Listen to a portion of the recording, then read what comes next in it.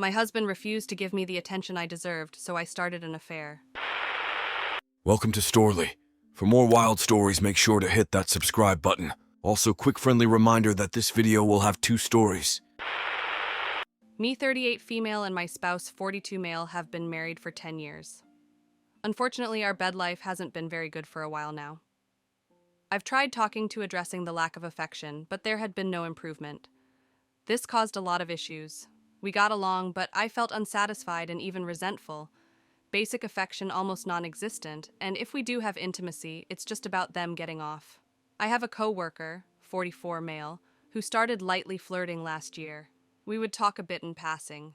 Talking turned to flirting, but eventually we crossed the line in January. From there, it was an on and off affair. Obviously, this wasn't the right thing to do. I told the co-worker it was over last week, and am now working on fixing my marriage, reconciling, and moving forward. It's a terrifying feeling, but necessary.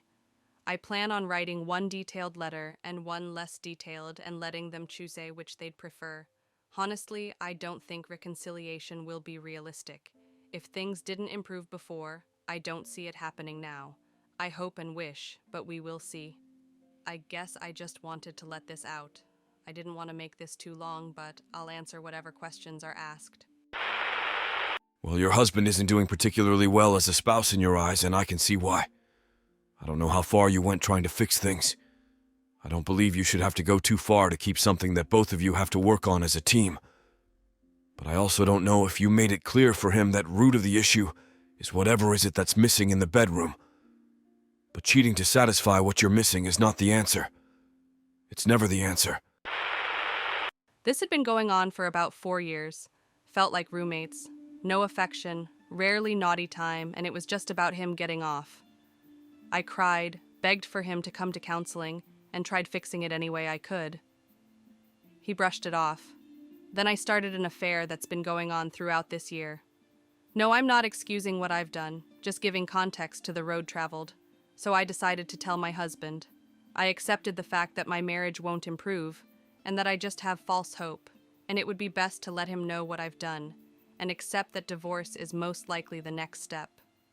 I wrote 2 letters, one that would be very detailed and one that would skim over details. I planned on letting him choose which one he wanted as suggested by others. This didn't go as planned at all. I told him I needed to talk to him, that it was important. He said okay in a minute. He was tinkering with his motorcycle, didn't want to push because I was really nervous.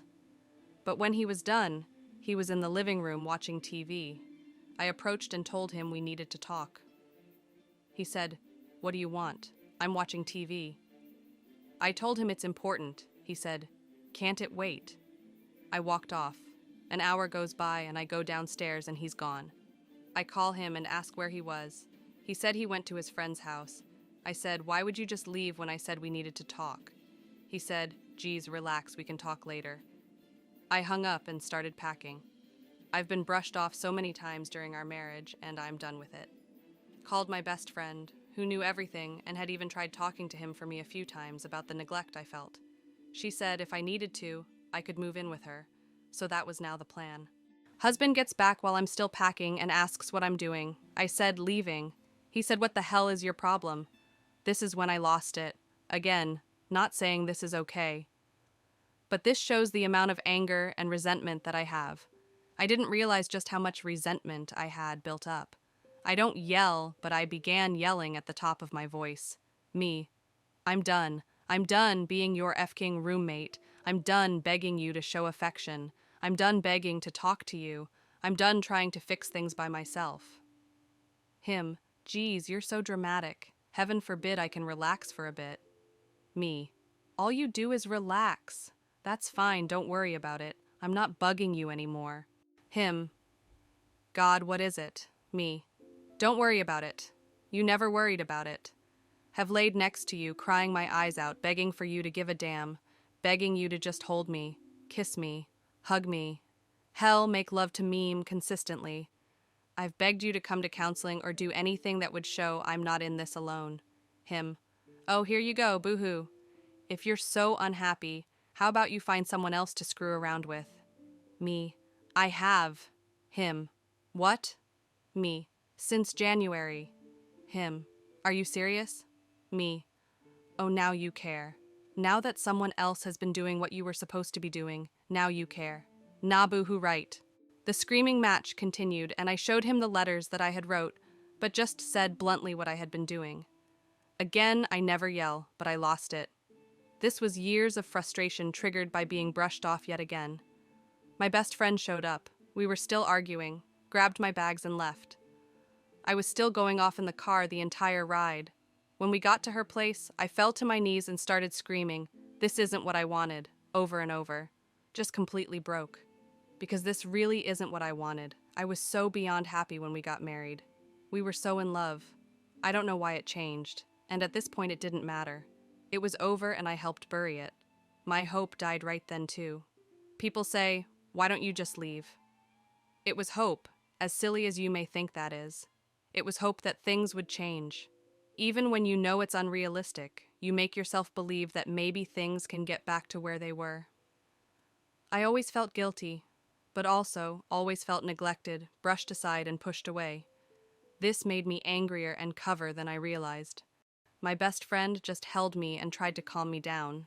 I napped, was so exhausted emotionally, felt sick and nervous about the argument, but there's no coming back from that. Went back this morning to grab the rest of my stuff.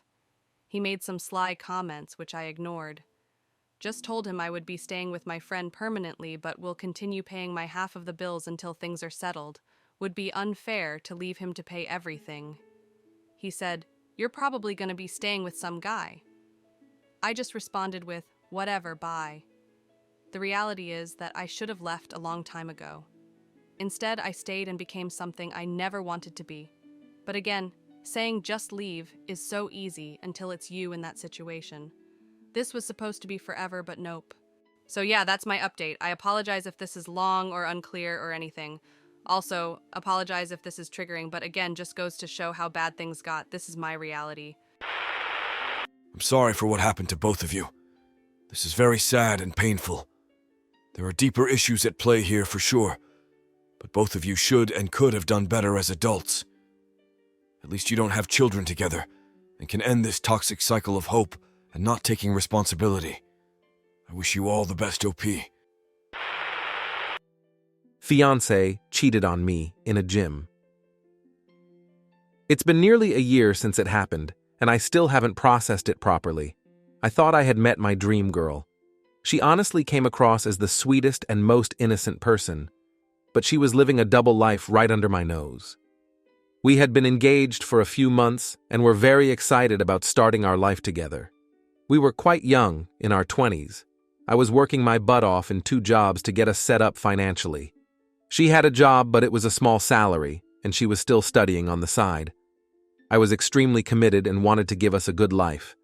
We were trying to live a healthier lifestyle together by eating better and exercising regularly. The topic of getting a gym membership then came up. We discussed each getting a membership so we could go to the gym together.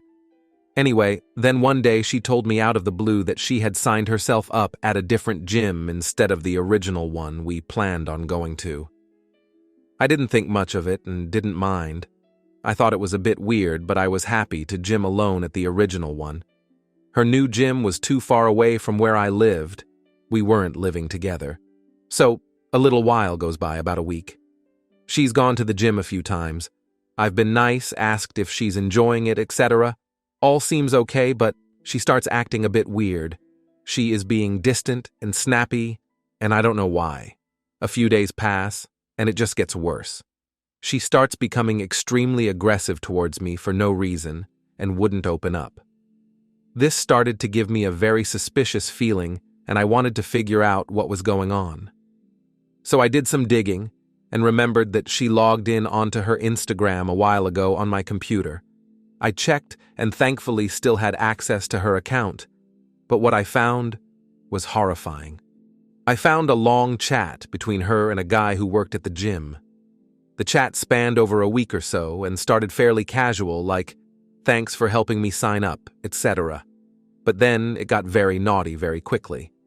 I had to read about the things they wanted to do to each other, and then the things they did do to each other. And guess where they hooked up? in the gym's office. I was disgusted, shocked, and literally sick to my stomach. I phoned her immediately and told her what I found and that it was over. She first denied it, but when she realized I saw the chat, she just hung up on me. Also, I don't mean this in a nasty way, but the guy she hooked up with was really not a typically attractive guy.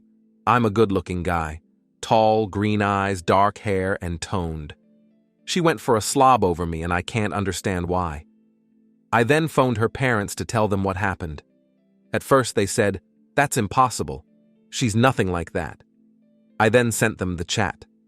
After they took a while processing it, they tried to shift blame onto me. They said I neglected her and was too busy with work.